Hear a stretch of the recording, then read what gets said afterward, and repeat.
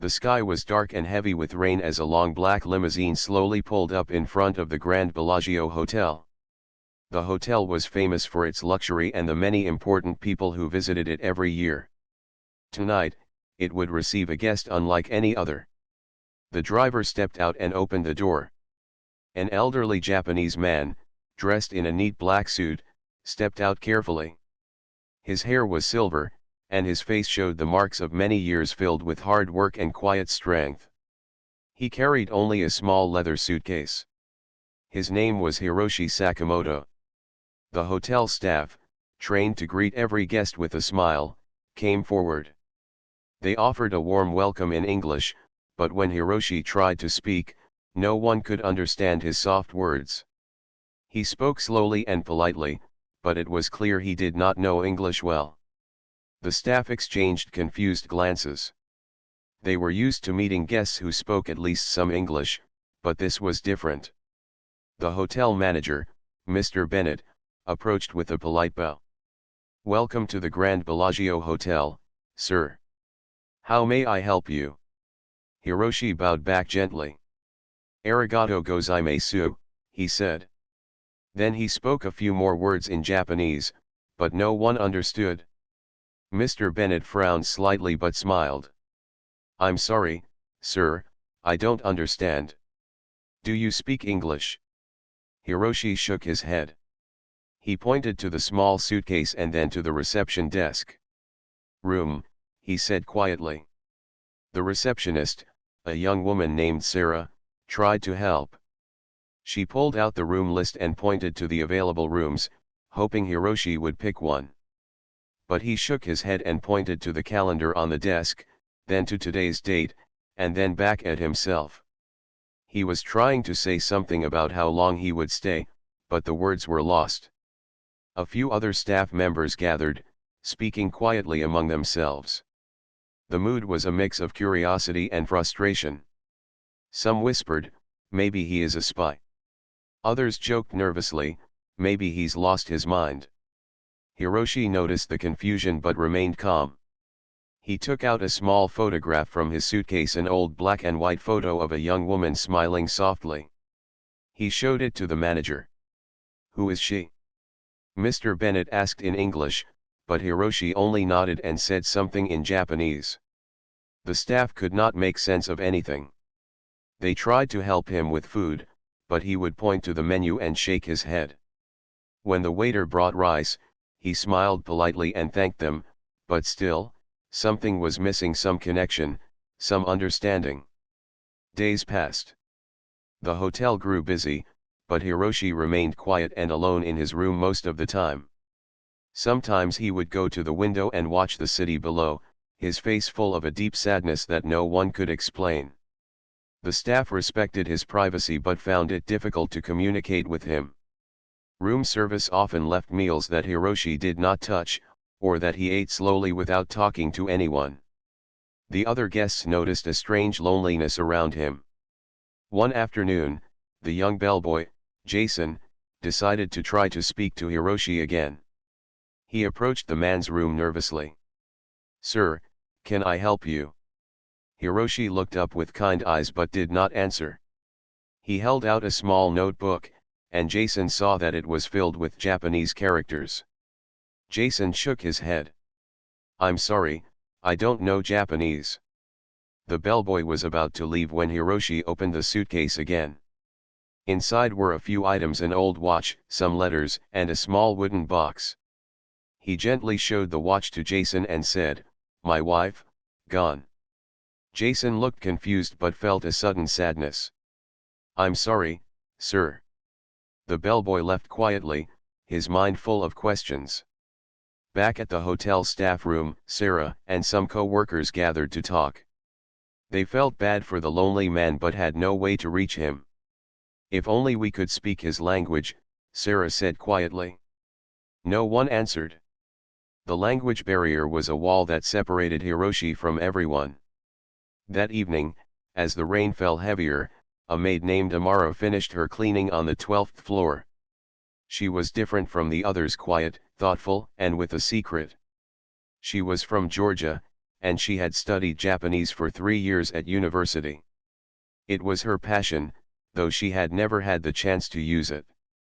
As she passed the door of room 1204, Hiroshi's room, she noticed a small paper stuck to the door handle. It was a note in Japanese. Amara stopped and read it. Her heart beat faster. Here was the language she knew. Without hesitation, she knocked softly. "Excuse me, sir. My name is Amara. I speak Japanese." The door opened slowly. Hiroshi looked surprised but smiled gently. "You speak?" Amara nodded and bowed slightly. "Yes. I will help." For the first time in days, Hiroshi's face brightened with hope.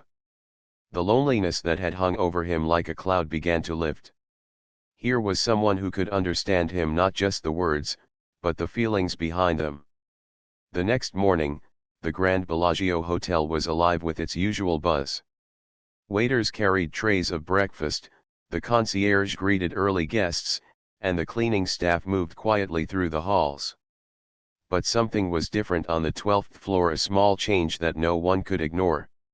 Amara, the maid who had spoken to Mr. Hiroshi Sakamoto the day before, felt nervous yet excited. She had never spoken Japanese in her life outside of her university classes, and now she was about to use it to help a lonely stranger. She hoped she could do it well. She knocked softly on the door of room 1204, holding a small notebook and a pen. The door opened almost immediately. Hiroshi smiled warmly, his eyes shining with a quiet hope. "Good morning," Amara said, bowing gently. "I brought this to write with." Hiroshi nodded, taking the notebook. He began to write in Japanese carefully, his handwriting neat but slow. Amara read the words. They told her that he was looking for something, a place, a memory, a feeling. She could not understand everything, but she knew it was important to him. She tried to speak softly. "Where do you want to go, sir?" Hiroshi paused, then said a few simple words in Japanese, pointing to the page. "Small church, choir, wife." Amara's heart softened. She understood that this was more than just a hotel stay. There was a story behind it, a story of love and loss. At the hotel's front desk, the staff watched with interest. Some whispered, "The maid speaks Japanese. That's why the old man smiles." But others were still confused and worried. They did not understand why Hiroshi would not speak English or why he was so quiet. Some thought he was strange, others simply didn't know what to do. Meanwhile, Amara spent every free moment learning more about Mr. Sakamoto's story. She used a translation app on her phone to help, but she relied mostly on what she remembered from her classes. She learned that Hiroshi was a millionaire, a retired CEO of a famous robotics company in Tokyo. He was traveling the world, visiting places he and his late wife had once dreamed of seeing. The small church he spoke of was very special to him, a place where his wife had sung in a choir when she was young. The hotel staff began to notice a change in the atmosphere around the mysterious guest. Before, there was confusion and distance, but now, with Amara's help, there was warmth and respect. One afternoon, the hotel's manager, Mr. Bennett, came to visit Hiroshi's room. He was curious but still unsure how to communicate. Amara translated carefully, explaining that Mr. Bennett wanted to know how long Hiroshi would stay. Hiroshi smiled, a little shy, and wrote the number 7 in the notebook. 7 days. The trip was short but important. As the days passed, Hiroshi's presence became a quiet but meaningful part of the hotel's life. Staff who once avoided his room began to greet him politely, inspired by Amara's example. One day, a young waiter named Luis tried to talk to Hiroshi while bringing dinner. "Good evening, sir," he said with a friendly smile. Hiroshi smiled back and said a few words in Japanese. Luis listened carefully but didn't understand. Amara quickly stepped in and translated, helping the two men share a brief conversation. It was a small moment, but it showed how language could build bridges between strangers. However, the language barrier was not the only challenge. Hiroshi seemed tired and sometimes sad, especially in the quiet moments before sleep. Amara noticed this and tried to comfort him with simple words and kind gestures. One evening, she brought a small gift, a bouquet of fresh flowers from the hotel garden. She placed them on his bedside table and said softly, "For you, sir." From the hotel. Hiroshi's eyes filled with tears. He bowed deeply and whispered, "Thank you." This small kindness meant more than words could say. Outside the hotel, life continued as usual. Guests came and went, business meetings filled the conference rooms, and the city lights twinkled through the rain. But inside the Grand Bellagio, a quiet story was unfolding, a story about connection, understanding, and hope. Amara and Hiroshi had begun to break down the walls built by language. Through patience and kindness, they were discovering that sometimes the most important things are spoken not in words but in the moments between them. That night, as Amara cleaned the hallways near Hiroshi's room, she thought about her own dreams. She wanted more than to be a maid, she wanted to use her knowledge of languages to build a better life. Hearing Hiroshi's story inspired her. Maybe, she thought, this meeting was not a coincidence but a chance to change both their lives. The next morning, Amara arrived early at work, eager to learn more. She knocked on the door of room 1204 with a new idea. "Sir," she said in Japanese, "can you teach me more about your life?" "About your wife? I want to understand." Hiroshi's eyes shone with gratitude. For the first time in days, he began to tell his story slowly, using simple words and Amara's help. He spoke of a young couple full of hope, of dreams shared under cherry blossom trees, and of a promise to see the world together. But then, the story grew sad. His wife had fallen ill, and their dreams had been cut short. Amara listened quietly, her heart aching with every word. Together, they planned the next steps of Hiroshi's journey. The small church outside the city was still the goal. Amara promised to help him get there. The hotel staff watched quietly, amazed at the change in both Hiroshi and Amara. What had started as a simple language barrier was becoming something deeper, a connection between two very different people, brought together by kindness and understanding. As the sun set outside the hotel windows, Hiroshi looked out at the city again. But this time, his eyes held something new, a spark of hope. And in the quiet hotel halls, a black maid and a lonely millionaire were beginning a journey neither would forget. The morning sunlight filtered softly through the large windows of room 1204 at the Grand Bellagio Hotel. The city outside bustled with life, but inside, a quiet connection was growing between two unlikely friends. Amara arrived early, as always. She carried a small stack of papers and a few books she had found at the local library, books about Japan, its culture and language. Today, she wanted to do more than just translate. She wanted to truly understand Hiroshi's world. Hiroshi Sakamoto sat by the window, dressed neatly as always, but with a calmness in his eyes that had not been there before. When Amara entered, he smiled gently and bowed his head slightly. "Good morning, Amara-san," he said softly, his voice still a little weak but warm. Amara smiled back and bowed in return. "Good morning, Hiroshi-san.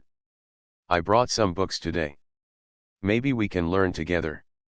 Hiroshi's eyes brightened. "Thank you."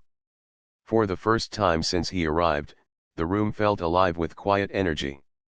Amara opened one of the books and pointed to pictures of traditional Japanese gardens, kimono dresses, and famous temples. Hiroshi's face lit up as he shared memories connected to each picture. He told Amara about his childhood in Kyoto, where cherry blossom trees bloomed every spring. He spoke of the busy streets full of lanterns and the smell of fresh tea in the mornings. Amara listened carefully, repeating a few Japanese words and phrases, trying to perfect her pronunciation. "You speak well," Hiroshi said with a small smile. Amara blushed. I still have much to learn. Their daily meetings became a routine. In the mornings, they would practice Japanese together. In the afternoons, Amara would help Hiroshi with his English, encouraging him to speak slowly and clearly. It was more than language, it was a bridge between two lives that had seemed so far apart. One afternoon, as they sat together in the hotel garden, Hiroshi suddenly grew serious. He looked at Amara and said, "My wife, Yuki, she loved music. She sang in a choir as a young woman." Amara nodded. "You said before you wanted to visit the church where she sang." "Yes," Hiroshi replied quietly. "That place holds many memories. I must go." Amara felt a deep sadness in his voice. She placed her hand gently on his arm. "I will help you." Hiroshi's eyes filled with gratitude. "Thank you, Amara-san. You are kind." Word of their friendship began to spread among the hotel staff. Some were surprised a black maid speaking fluent Japanese, helping a wealthy Japanese man who no one else could understand. But no one questioned it. They only saw the respect and care between the two. One evening, after a long day, Amara found Hiroshi sitting alone in the hotel lobby. He looked tired but peaceful. She sat beside him and asked softly, "Do you miss your wife?" Hiroshi nodded slowly. "Very much. She was my world." Amara stayed quiet, knowing that some feelings were too deep for words. As the days passed, Amara learned more about Hiroshi's life. He told her about the robotics company he had built from nothing, the long hours, the successes, and the lonely moments. He shared stories of Yuki's laughter, her dreams, and how they had planned their travels before she became ill. One story stayed with Amara, the story of a promise Hiroshi made to Yuki on their wedding day. He said he would take her to all the places she wanted to see, Amara said softly. Hiroshi smiled sadly. "Now, I travel alone." But with Amara by his side, that loneliness began to fade. Together, they planned the trip to the small church outside the city. Amara helped Hiroshi make arrangements, booking a taxi, packing a small bag, and preparing for the journey. The hotel staff watched with curiosity and admiration. Some even offered small gifts: an umbrella for the rain, a scarf for the cold, a camera to capture the memories. Amara felt proud. For the first time in a long time, she was doing something important, something that mattered. On the morning of the trip, Hiroshi stood by the hotel entrance, ready to leave. He looked calm but nervous. Amara smiled and handed him a small notebook. "Write if you want to say anything." Hiroshi nodded. "Arigato, Amara-san." They stepped into the taxi together, and as the car moved away from the hotel, Hiroshi looked back one last time. The city faded behind them, and ahead lay the quiet roads to a place filled with memories and hope. In the back seat, Amara and Hiroshi talked softly. She helped him practice his English, and he taught her new Japanese words. The language barrier was no longer a wall, but a bridge. As the sun rose higher, the taxi approached a small village. A modest church stood at the end of a tree-lined street, its windows glowing in the morning light. Hiroshi's hands trembled as he stepped out. He looked at the church with a mixture of reverence and sorrow. Amara stayed beside him, offering silent support. Inside the church, the air was cool and filled with quiet sounds: the gentle rustle of leaves, the soft creak of wooden pews, and the distant echo of a choir practicing. Hiroshi walked slowly down the aisle, remembering Yuki's voice, her smile, and the dreams they once shared. For a moment, he closed his eyes and let the memories wash over him. Amara watched quietly, understanding that this was more than just a visit, it was a healing. When Hiroshi opened his eyes, he looked at Amara with tears. "Thank you for being here." Amara smiled gently. "You are not alone." As they left the church, the sun broke through the clouds, casting warm light on the path ahead. The journey had only just begun. The taxi rolled quietly along the winding roads outside the city. Hiroshi Sakamoto sat beside Amara, gazing out the window at the green hills and distant mountains. The air was fresh, and the world felt calm, so different from the busy city where they had stayed. For the first time in many days, Hiroshi's face held a peaceful expression. His eyes were soft, and the sadness that had weighed on him seemed lighter. Amara noticed this and felt a warm hope grow in her heart. The small church they were heading toward was a special place, a symbol of love, memory, and promise. Hiroshi had told Amara that this was where his late wife, Yuki, had sung in a choir when she was young. The church held many memories for him, and he wanted to honor Yuki by visiting it once again. As the taxi stopped near the church entrance, Hiroshi took a deep breath. The wooden doors, painted white and slightly worn, stood quietly against the blue sky. Amara helped him step out of the car. He walked slowly, his hands folded gently in front of him. His eyes looked both sad and hopeful. Inside the church, the air was cool and still. Sunlight streamed through colorful stained glass windows, casting patterns on the wooden pews. The scent of old wood and flowers filled the space. Hiroshi moved toward the front of the church, where a small choir loft was visible. He looked up, imagining Yuki's voice filling the room with beautiful music. Amara stood quietly beside him, feeling the weight of his memories. After a moment, Hiroshi took a small photograph from his pocket, the same one he had shown at the hotel. It was a picture of Yuki, smiling softly in a white dress. He placed the photo gently on the altar, as if offering a silent prayer. Tears fell quietly from his eyes, but he did not try to hide them. Amara reached out and touched his arm softly. "It's okay to cry," she said gently. Hiroshi looked at her with gratitude. "Thank you, Amara-san. You understand." For a long time, they sat in silence. The church seemed to hold their sorrow and their hope together. When they left, Hiroshi felt lighter, as if a part of his heart had begun to heal. On the way back to the city, Hiroshi shared more stories with Amara. He told her about his life in Japan, how he had built his robotics company from the ground up, and the challenges he faced along the way. He spoke about Yuki's support, how she had believed in him, even during the hardest times. "She was my strength," he said softly. "Without her, life lost its meaning." Amara listened carefully, feeling a deep respect for the man sitting beside her. She thought about her own life, the dreams she had put on hold, the struggles she faced every day. In that moment, she realized that despite their differences, they shared something important, the desire to honor the people they loved and the courage to keep moving forward. Back at the hotel, the staff noticed a change in Hiroshi. He smiled more often, and his eyes held a quiet warmth. Amara continued to spend time with him, helping him with English and sharing stories about her own life. They talked about their families, their hopes, and their dreams. One evening, as the sun set behind the city skyline, Hiroshi turned to Amara. "You are very kind," he said quietly. "You have helped me in ways I cannot explain." Amara smiled. "I am happy to help." Hiroshi looked thoughtful for a moment. "In Japan, we have a word giri. It means duty, responsibility, and honor. I feel it now. I have a duty to finish what I promised." Amara nodded. "And I want to help you finish it."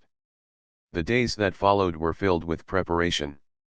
Hiroshi planned to continue his journey, visiting other places that held memories of Yuki and their time together. Amara promised to accompany him whenever she could. Though her job was busy, she knew this journey was more than just travel, it was healing for both of them. One afternoon, as they walked through the hotel gardens, Hiroshi stopped and looked at Amara seriously. "I want you to come with me to Japan," he said. Amara blinked in surprise. "To Japan?" "Yes. I want you to see my home, my family, my life. You have been a great friend. I want to share my world with you." Amara's heart raced. She had dreamed of visiting Japan, but never imagined it would happen like this as a companion to a millionaire she barely knew weeks ago. "I would be honored," she said softly. Hiroshi smiled, and for the first time, his eyes sparkled with excitement. That night, Amara thought about the path ahead. She felt nervous but ready. This journey had started with a simple act of kindness, a shared language, and a willingness to understand. Now, it was becoming something much bigger. Together, they were not just two strangers, they were friends on a mission to heal old wounds, to honor the past, and to find new hope. As the city lights flickered outside the hotel windows, Amara whispered a silent promise to herself: she would help Hiroshi finish his journey, no matter where it led. And in doing so, she would discover a new path for her own life, a path filled with courage, friendship, and possibility. The day of departure arrived quickly. The Grand Bellagio Hotel was busy as usual, but for Amara, everything felt different. Today, she was not just a maid or a helper. She was a traveler, a companion on a journey that would change both her life and Hiroshi's forever. Early in the morning, Hiroshi arrived at the hotel lobby, dressed in his usual neat suit. His eyes held a quiet excitement, mixed with a little nervousness. Amara waited beside him, her small suitcase by her side, heart beating fast. "Are you ready?" Hiroshi asked gently. Amara nodded. "Yes, I am." The taxi took them to the airport. The city passed by in a blur of lights and sounds. For a moment, both of them were silent, each thinking about the journey ahead. At the airport, the staff and some hotel employees had gathered to say goodbye. Mr. Bennett, the hotel manager, shook Hiroshi's hand warmly. "Safe travels, sir. And thank you, Amara, for all your help." Amara smiled shyly but felt proud. The flight to Tokyo was long, but it gave them time to talk. Hiroshi told Amara about his family, his children and grandchildren who lived in the city. He spoke with pride and love, his eyes lighting up as he shared stories. Amara listened, fascinated. She shared her own story too, how she had come to this country to work, the struggles she faced, and her dream to learn languages and build a better future. Though their worlds were very different, they found common ground in their hopes and dreams. When the plane finally landed in Tokyo, the bright city lights welcomed them like old friends. The air smelled of rain and fresh blossoms. Hiroshi took a deep breath. "This is home," he said softly. Amara looked around in awe. The tall buildings, the busy streets, and the signs written in Japanese made her heart beat faster. She felt both excited and nervous. Hiroshi arranged for a driver to take them to his family home, a quiet house on the edge of the city, surrounded by a small garden filled with flowers. When they arrived, Hiroshi's family greeted him warmly. His daughter, a kind woman named Keiko, and his grandchildren smiled with curiosity at Amara. Amara bowed politely, introducing herself in simple Japanese. The family welcomed her with open arms, appreciating the effort she made to speak their language. That evening, as they sat around the dinner table, Hiroshi shared stories of his travels and the people who had helped him, especially Amara. Keiko looked at her father with tears in her eyes. "It is good to see you happy again, father." Hiroshi smiled. "I have a good friend. She has helped me find hope." Amara felt her heart swell with warmth. For the first time, she truly felt part of something bigger. Over the next few days, Amara and Hiroshi explored the city. They visited ancient temples, walked through quiet gardens, and tasted delicious foods. Hiroshi showed Amara the places he had loved with Yuki, the parks where they had walked, the tea houses they had visited, and the streets where they had dreamed together. Each place brought memories, sometimes happy, sometimes painful. One afternoon, they visited a small music school where Yuki had once taught singing. The current teacher welcomed them warmly and showed Amara a room filled with sheet music and old photographs. Hiroshi's eyes filled with tears as he looked at the pictures of Yuki smiling with her students. Amara held his hand gently. She was a wonderful woman. Yes, Hiroshi whispered. She gave me strength. Their journey was more than sightseeing, it was a walk through time and memory. But life was not always easy. On one rainy evening, Hiroshi grew quiet, sitting by the window and staring at the city lights. Amara sat beside him, unsure what to say. After a long pause, Hiroshi spoke softly. Sometimes, I wonder if I made the right choices. If I spent too much time working and not enough with Yuki. Amara shook her head gently. You loved her deeply. And now, you honor her by living with courage. Hiroshi smiled faintly. Thank you, Amara-san. You teach me much. Days passed quickly. The bond between Hiroshi and Amara grew stronger. They shared laughter, memories, and moments of quiet reflection. One morning, Hiroshi took Amara to a small temple near the mountains. It was a place he had always wanted to visit but never had the chance. As they walked through the peaceful gardens, Hiroshi stopped and faced Amara. You have changed my life, he said with sincerity. I want to thank you. Amara smiled, feeling tears in her eyes. And you have changed mine. Together, they lit incense and prayed for peace and happiness. The journey to Japan was more than a trip, it was a healing for two souls who had found each other in a strange city far away. As the sun set behind the mountains, Amara thought about the future. She knew there would be challenges ahead, but she was ready. With Hiroshi's friendship and the strength she found inside herself, she felt that anything was possible. And so, in the land of the rising sun, a new chapter began, a chapter of hope, friendship, and dreams coming true.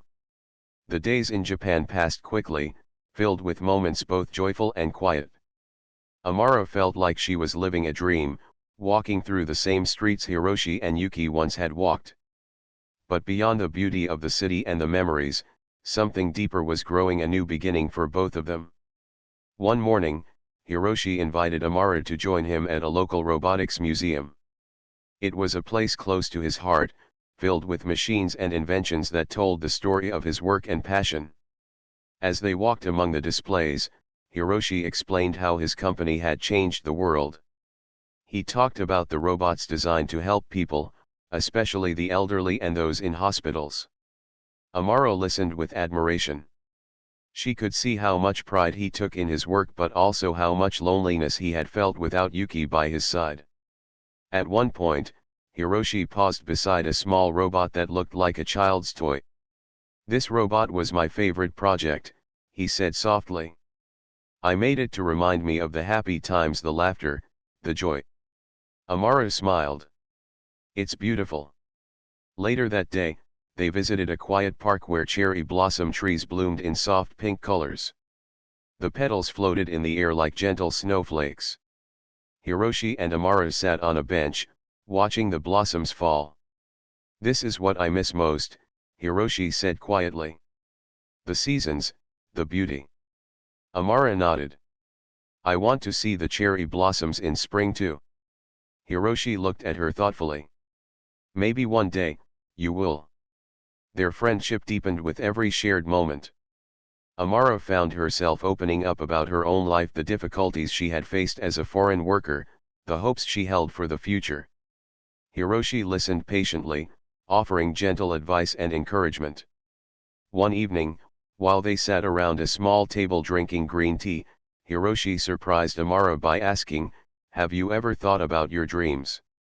What do you want for your future? Amara thought for a moment. I want to study more languages.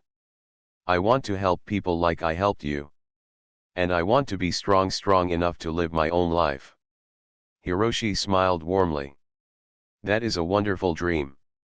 Days later, Hiroshi invited Amara to meet his closest friends, people who had worked with him for many years. They welcomed her with kindness and curiosity, impressed by her bravery and kindness.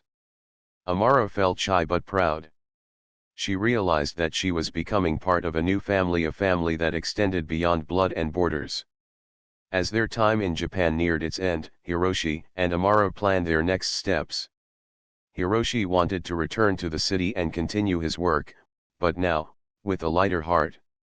Amara hoped to find new opportunities to study, to grow, and to build a life that she could be proud of. One afternoon, while walking through a quiet street, Hiroshi stopped and looked at Amara with serious eyes. "Amara-san," he said, "you have been my light in darkness. I want to offer you a chance." Amara looked at him, surprised. Hiroshi continued, "I want to help you study languages. To support your dreams. If you accept, I will send you to a language school. You deserve it." Tears filled Amara's eyes. She had never imagined such kindness. "I accept," she whispered. "Thank you." That moment marked a new beginning for both of them, a promise of friendship and hope. As the sun set behind the mountains, they sat quietly, knowing their journey was far from over. They had found something rare, not just memories of the past, but a future filled with possibilities. And in that future, Amara and Hiroshi would walk together, no longer strangers, but friends bound by respect, kindness, and shared dreams. The early morning sun warmed the quiet streets of Tokyo as Amara and Hiroshi prepared for the next step in their journey. The city, alive with its usual energy, seemed to welcome their new beginning. Hiroshi had arranged for Amara to start language classes at a well-known school. It was a chance she had dreamed about for years but never thought possible. Now, with his support and her determination, that dream was becoming real. On their way to the school, Amara looked out the window and smiled. The city felt less strange now. She was no longer just a visitor but someone building a future here. Hiroshi glanced at her with pride. "You are very brave, Amara-san. I know you will do well." Amara nodded, feeling a mix of excitement and nervousness. "I will try my best." At the school, the teachers welcomed Amara warmly. She found herself surrounded by people from all over the world, each with their own story and hope. The lessons were challenging, but Amara worked hard every day. She wanted to honor the kindness that had brought her here. Meanwhile, Hiroshi returned to his work with a new energy. His heart was lighter, filled with the warmth of friendship and hope. He continued leading his company but also made time to enjoy life's simple pleasures, walking in the park, sharing meals with family, and talking with Amara. One afternoon, Hiroshi invited Amara to visit the robotics center where he had started his career.